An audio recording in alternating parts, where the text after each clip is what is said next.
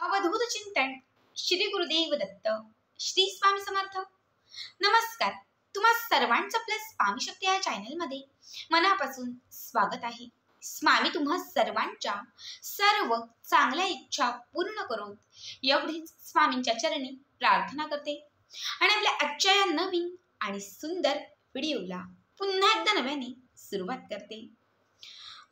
बघा 4 मे शनिवार खरं तर अत्यंत महत्त्वाचा आणि सर्वात विशेष दिवस, कारण आज आहे वैशाख महिन्यातील पहिली वरुथणी एकादशी। बघा, एकादशीचं जे व्रत आहे ते भगवान श्रीहरी विष्णूंसाठी समर्पित आहे।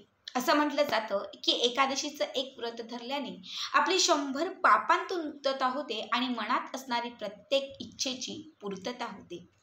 आता बरीच लोक एकादशीचं व्रत धरतात, पण बऱ्याच वेळा हे व्रत इच्छा असूनही करणं शक्य नसतं। सध्या उन्हाळ्याचे म्हणजे मोठे दिवस सुरू आहेत, हॉस्पिटल सुरू असतात, मेडिकल काही गोष्टी असतात, ज्यामुळे व्रत करणं शक्य नसतं। पण अशा वेळेस तुम्ही एकादशीचा एक फक्त उपाय जरी केला ना, तरी संपूर्ण व्रताचं तुम्हाला फळ लाभतं। आजच्या या व्हिडिओमध्ये मी तुम्हाला याच एकादशीचा एक अत्यंत प्रभावी असणारा उपाय सांगणार आहे। बघा, या दिवशी स्नानाला, दानाला, दीपदानाला विशेष महत्त्व आहे। त्याचबरोबर एकादशीचा जो दिवस आहे तो गोमातेची सेवा करण्यासाठीही तितकाच महत्त्वाचा आहे। खरं तर एकादशीचे बरेचसे उपाय, बऱ्याचशा सेवा या मागच्या काही व्हिडिओमध्ये सांगितलेल्या आहेत, मात्र आत्ताच्या या व्हिडिओमध्ये मी तुम्हाला एकादशीच्या दिवशी सायंकाळी दीपदान कसं करायचं हे सांगणार आहे। संपूर्ण दीपदानाचं पुण्य तुम्हाला या उपायाने लाभेल। बघा, या एका ठिकाणी फक्त हा एक दिवा लावा आणि दिव्याखाली या काही वस्तू घाला। या एका दिव्याने तुमच्या आयुष्यात चमत्कार घडेल। इच्छित असणारी प्रत्येक मनोकामना पूर्ण होईल। घरामध्ये असणारा जो अंधार असेल, म्हणजे जे दारिद्र्य असेल, जी बाधा असेल, नकारात्मकता असेल, सगळ्या गोष्टींचा नाश होईल आणि घरात सुख, समृद्धी, ऐश्वर यांची प्राप्ती होईल। बघा, एकादशीचा दिवस हा भगवान श्रीहरी विष्णूंसाठी समर्पित आहे। त्यामुळे आज जर तुम्ही हे एक दीपदान केलं ना, तर अखंड भगवान श्री विष्णू आणि माता लक्ष्मी यांची एकत्रित कृपा तुम्हाला प्राप्त होईल। आता काय उपाय आहे, कसा करायचा आहे, कुठे दीपदान करायचं आहे, हे सगळं काही मी तुम्हाला पुढे व्यवस्थित सांगणार आहे। फक्त त्यासाठी आपला आजचा व्हिडिओ स्किप न करता शेवटपर्यंत बघा आणि जे कोणी आपल्या चॅनलवरती नवीन असतील त्यांनी लगेचच आपल्या चॅनलला सबस्क्राईब करा, कारण तुम्ही आपला चॅनल सबस्क्राईब केल्यामुळे मी पुढचे जे काही व्हिडिओ बनवेन ते सर्वात आधी तुम्हा सर्वांपर्यंत पोहोचतील। बघा, आज सायंकाळी 5च्या पुढे 7च्या आतमध्ये, कमीत कमी 8च्या आतमध्ये ही सेवा तुम्हाला करायची आहे। याच्यासाठी सगळ्यात पहिली गोष्ट लागणार आहे तो म्हणजे चौमुखी दिवा। एक छोटासा दिवा घ्या ज्याला 4 टोक असली पाहिजेत। बऱ्याच लोकांकडे चौमुखी दिवा असेल, बऱ्याच लोकांकडे नसेल। ज्यांच्याकडे नाहीये त्यांनी काय करायचं, तर कणिक घ्यायची, थोडी ती मळायची, त्याच्यात थोडी हळद घालायची आणि त्याचा एक दिवा बनवायचा, त्याला 4 मुख करायची। या 4ही मुखांमध्ये तुम्हाला 4 वाती घालायच्या आहेत, ठीक आहे। आणि यामध्ये शुद्ध तुम्हाला तूप घालायचे असेल तर आवर्जून घाला। सांगाल की ताई खायला तूप नाही, दिव्यात कुठून तूप घालू, नसेल तुमच्याकडे तर मग जे आपल्याकडे तेल असतं शुद्ध पूजेचं, ते तूप घातलं, ते तेल घातलं तरीही चालेल। आपलं जे देवघर आहे, या देवघराच्या समोर किंवा जिथे तुळशी वृंदावन आहे त्या तुळशी वृंदावनाच्या समोर तुम्हाला हा दिवा लावायचा आहे। सगळ्यात अगोदर एक छोटीशी प्लेट घ्यायची आणि त्या छोट्याशा प्लेटमध्ये आंब्याची पानं घ्यायची, नागवेलीची, ज्याला विड्याची पानं म्हणतो, विड्याची पानं असेल तर आवर्जून एक विड्याचं पान घ्या, नसेल तर आंब्याची 3 पानं घ्यायची, ठीक आहे। सगळ्यात अगोदर एक प्लेट घ्यायची, मला जस्ट दाखवते। अशी एक प्लेट घेतली, याच्यामध्ये आंब्याची 3 पानं ठेवायची। 3ही आंब्याच्या पानांना हळदी कुंकवाचा एक टिक्का लावायचा। ओळी हळद आणि ओळा कुंकू, म्हणजे थोडी थोडी हळद घ्या, थोडं कुंकू घ्या, त्यात पाणी घाला, एक टिक्का हळदीचा, एक टिक्का कुंकवाचा, एक टिक्का हळदीचा, एक कुंकवाचा, हळदी कुंकवाचा, अशा 3ही पानांना लावून घ्यायचं। त्याच्यानंतर काय करायचं, तर याच्यामध्ये तुम्हाला एक चिमूटभर हळद घालायची आहे। जी सुकी हळद असते ही हळद तुम्हाला या पानांवरती सोडायची आहे। याच्यानंतर तुम्हाला याच्यावरती थोडेसे अख्खे धने ठेवायचे। हे धने ठेवून झाले की जो चौमुखी आपण दिवा घेतलेला आहे, हा चौमुखी दिवा तुम्हाला अशा प्लेटमध्ये ठेवायचा आहे आणि ही जी प्लेट आहे ही अशी दोनही हातांच्या उंजळीत पकडायची आहे. ठीक आहे, दोनही हातांच्या उंजळीत ही प्लेट पकडायची आहे आणि तुम्हाला घरातल्या प्रत्येक कोपऱ्याला ही प्लेट, हा जो दिवा आहे हा चौमुखी दिवा आहे, तर हा चारही दिशांना तुम्हाला असा फिरवायचा आहे, म्हणजे स्पर्श करायचा आहे. चारही दिशांना स्पर्श करून आणायचा दोन्ही उंजळींनी आणि त्याच्यानंतर देवघराच्या समोर किंवा तुळशी वृंदानाच्या समोर हा ठेवून द्यायचा.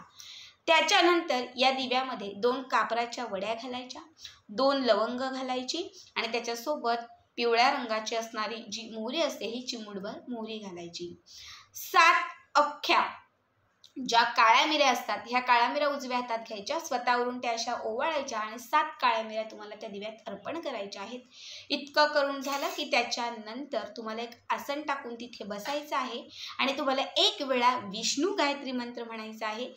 1 माळ ओम नमो भगवते वासुदेवाय नमः या मंत्राचा जप करायचा आहे आणि श्रीम ब्रिजी या मंत्राचाही 1 माळ तुम्हाला जप करायचा आहे. 3ही सेवा तुमच्या करून झाल्या की त्याच्यानंतर काय करायचं तर हा जो दिवा आहे ज्याच्या खाली आपण धने ठेवले होते त्यातले थोडेसे धने उचलायचे. ठीक आहे, थोडेसे धने उचलायचे आणि घरातील कमावता किंवा करता जो व्यक्ती असेल त्या करत्या व्यक्तीवरून हे धने ओवाळायचे. घरातल्या कमावत्या व्यक्तीला एका जागी बसायला सांगा, दिव्याखाली ठेवलेले थोडेसे धने उचला, दोन्ही हातात उचलायचे आणि त्या करत्या किंवा कमावत्या व्यक्तीवरून अशा पद्धतीने हे धने उतरवायचे.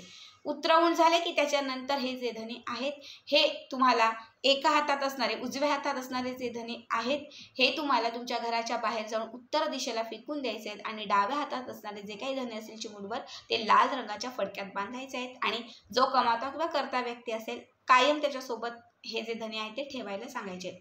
पुडीत बांधून ठेवा किंवा लाल रंगाच्या कपड्यात बांधून ठेवले तरीही चालतील. आता हा लावलेला दिवा असाच अखंड प्रज्वलित ठेवायचा आहे पूर्ण एकादशीचं व्रत संपेपर्यंत. दुसऱ्या दिवशी द्वादशीच्या दिवशी म्हणजे उद्याच्या दिवशी रविवारच्या दिवशी काय करायचं तर दिव्यामध्ये घातलेल्या ज्या वस्तू आहेत ह्या काढायच्या, लवंग कापूर हे सगळं काही काढायचं आणि ते कापरासोबत प्रज्वलित करून घरामध्ये त्याचा धूर दाखवायचा आणि दिव्याखाली ठेवलेले जे काही थोडेसे धने शिल्लक असतील किंवा जी आंब्याची पानं असतील आणि त्याच्यासोबत जी चिमूटभर हळद घातली होती ते सगळं काही जे या डिशमध्ये असेल त्यातली आंब्याची पानं निर्माल्यात टाकायची आणि धने आणि हळद जे आहे ते सगळं मिक्स करायचं आणि घरातल्या 4ही कोपऱ्यांना शिंपडायचं. घरातल्या 4ही बाजूंना चहू बाजूनही शिंपडायचं. या उपायाने तुमच्या घरातील आर्थिक तंगी कमी होईल, घरामध्ये बरकत येईल, घरामध्ये धन धान्य यांमध्ये वृद्धी व्हायला सुरुवात होईल. घरातील आर्थिक परिस्थिती जी आहे ती अत्यंत त्याला म्हणतो की शीघ्र पद्धतीने तुमची जी आहे ती बदलायला लागेल. धन हे ज्याला माता लक्ष्मी स्वरूप समजतो. धन हे धने जे आहेत ते भगवान श्री विष्णू आणि माता लक्ष्मी यांचे एकत्रित प्रतिनिधित्व करतात. धनाचे उपाय केल्याने आयुष्यात धनप्राप्ती होते. बघा, धनाचे उपाय करून आपण धन मिळवू शकतो. जेव्हा तुम्ही आज एकादशीच्या दिवशी या धन्यांचा हा उपाय कराल, मुठभर धने जेव्हा तुम्ही दिव्याखाली ठेवाल ते अभिमंत्रित कराल, त्याच्यावरती चौमुखी जेव्हा तुम्ही दिवा लावाल तेव्हा चहू बाजूने 4ही बाजूने घरात लक्ष्मीची प्राप्ती होईल. लक्ष्मी चहू बाजूने घरात जागृत होईल. घरातील नकारात्मकता बाधा सर्व काही संपत जाईल. जेव्हा तुम्ही हे धने घरातील कर्त्या व्यक्तीवरून उतरवाल तुम्ही त्यातील थोडे धने जेव्हा उत्तर दिशेला फेकाल तेव्हा उत्तर दिशा ही धनाची दिशा मानली जाते. उत्तर दिशेला जेव्हा ही धने फेकाल तेव्हा त्याच उत्तर दिशेवरून तुमच्या घरामध्ये धन आकर्षित होईल, लक्ष्मी खेचली जाईल आणि जेव्हा तुम्ही दुसऱ्या हातातले डाव्या हातातले धने ही जेव्हा त्या व्यक्तीच्या खिच्यामध्ये किंवा त्या व्यक्तीसोबत कायम ठेवाल तेव्हा सदैव त्याच्याकडे धन आकर्षित राहील. त्याच्या प्रत्येक गोष्टी त्याला यशाची प्राप्ती होईल आणि प्रत्येक गोष्टीमध्ये त्याला नशिबाची साथ मिळत जाईल. त्याच्यानंतर जेव्हा तुम्ही अभिमंत्रित केलेले धने दुसऱ्या दिवशी जेव्हा घराच्या चहू बाजूने शिंपडाल तेव्हा 4ही बाजूने घरात लक्ष्मी जी आहे ती जागृत अवस्थेत येईल, ज्यामुळे तुमच्या घरामध्ये सदैव पैशांचा ओघ वाढत राहील. आणि जेव्हा दिव्यात घातलेल्या ह्या वस्तू आहेत, लवंग असेल, कापूर असेल, जे माता लक्ष्मीला अत्यंत प्रिय आहे, मोहरी असेल, हे सगळं जेव्हा तुम्ही कापरासोबत जाळाल तेव्हा ह्या वस्तूंच्या जळल्याने किंवा ह्या वस्तूंच्या वासाने हे जे वस्तूंचा जो धूर होईल त्याने तुमच्या घरातील सगळी नकारात्मक शक्ती पळून जाईल. अत्यंत साध्या सोप्या गोष्टी आहेत, आवर्जून करा. पुढे त्याचा आपल्याला खूप चांगला लाभ होतो.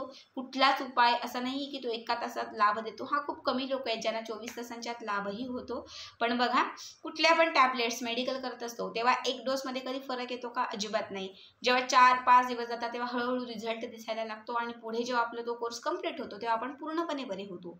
उपायांचंही तसंच आहे, हळूहळू सगळं होत जातं, फक्त मनापासून श्रद्धेने ते करायचं असतं. तर आजचा व्हिडिओ कसा वाटला कमेंट करा आणि पुढचे व्हिडिओ पाहण्यासाठी चॅनलला सबस्क्राईब करा.